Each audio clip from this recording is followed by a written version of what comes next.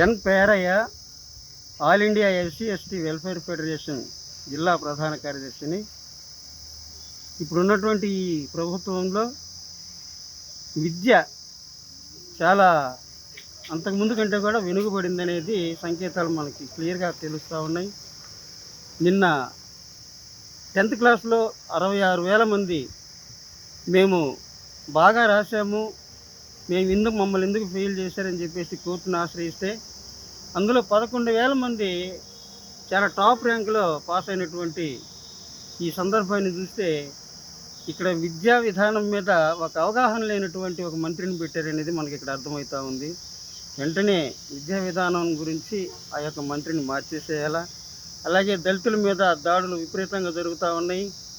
మొన్న మల్లాంలో వెలివేసిన తర్వాత దళితుల్ని విపరీతంగా చిత్తూరు జిల్లాలో ఆ యూనివర్సిటీలో కొట్టి మూత్రం దాపించిన దిక్కుదివానం లేనటువంటి పరిస్థితులు మనకి ఎదురవుతూ ఉన్నాయి. వాటి మీద హోమ్ డిపార్ట్మెంటు అంతగా దృష్టి పెట్టడం లేదనేది మా ఉద్దేశం. అలాగే సూపర్ 6 పథకాల్లో మహిళలకు కేటాయించినటువంటి పథకాలు కూడా వాళ్ళు అమలు చేయలేకపోతూ ఉన్నారు. ఈ కూటమి ప్రభుత్వము ఈ 4 సంవత్సరాల్లో ఒక యూనిట్గా వచ్చి ఈ చేస్తారా లేదా అనేది పెద్దగా నమ్మకం లేదు ప్రజలకి. ఇప్పటికే అసంతృప్తి వచ్చింది.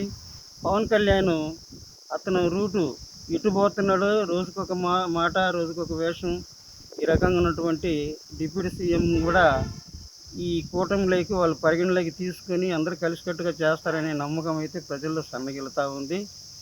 ఈ పథకాలన్నీ కూడా ఏదో ఒక రూపాన అమలు చేయాలని చెప్పేసి మేము కోరుకుంటాము.